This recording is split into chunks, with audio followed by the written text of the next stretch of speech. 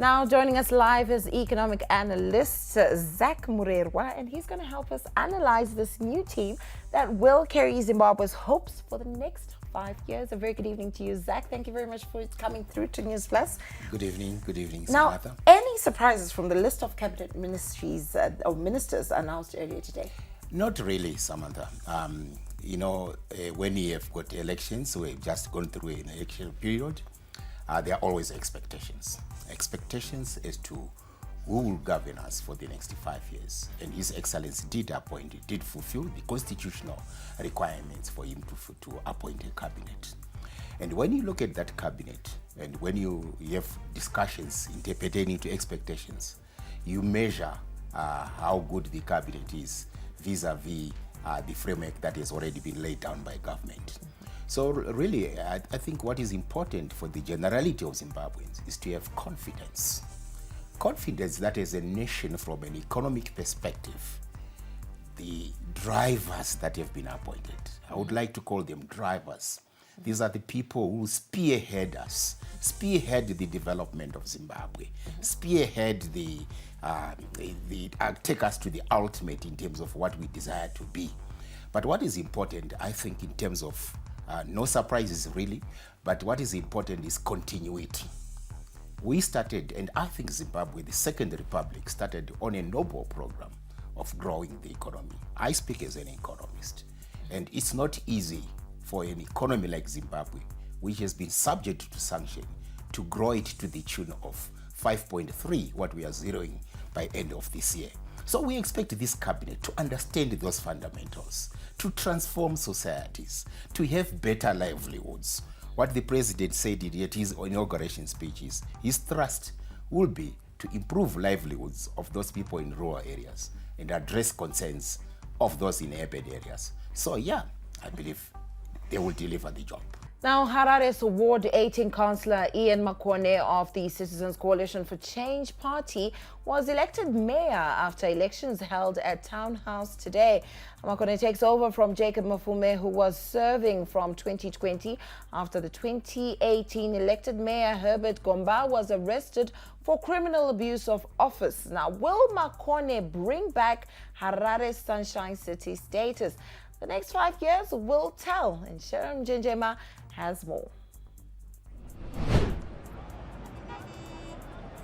For the mayoral post, the battle was between ZANU-PF's Temani Utete and the victor Triple C's Ian Makone. Makone landed Harare's top office. The new mayor says sorting out water and garbage challenges are his priorities as he begins his tenure. Magariro evano haana kunakisisa zvakanaka. Pane zvinoda kuti zvigadziriswe. Kune nzvimbo dzine tsvina, kune nyaya yemvura, kune nyaya yemigwagwa, kune nyaya yemaclinics edu, kune nyaya yezvikoro. Tinoda kuti tinge tichitarira nyaya dzese dzakaita saidzodzo.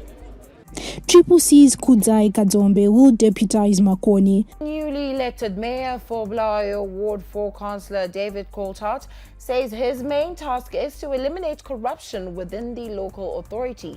Coulthard was elected today and will be deputized by Ward 9 Councillor Donaldson Mabuto.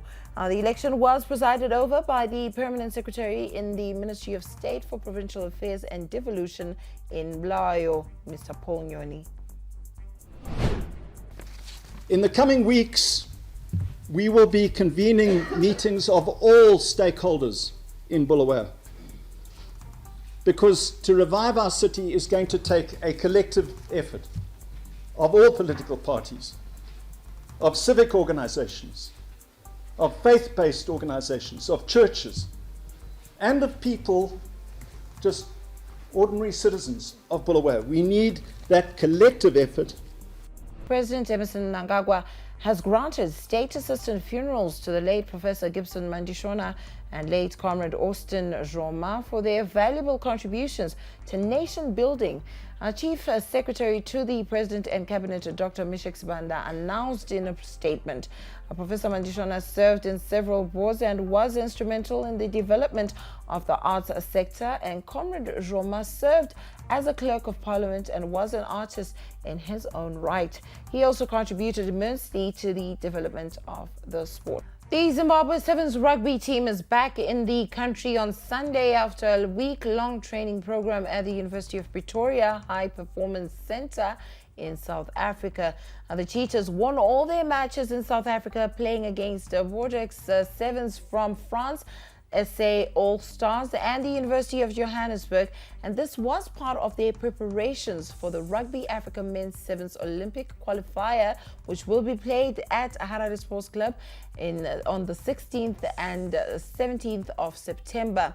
Our Cheetahs assistant coach Ricky Chirengede believes the addition of foreign-based players will be a big boost to their chances of qualification.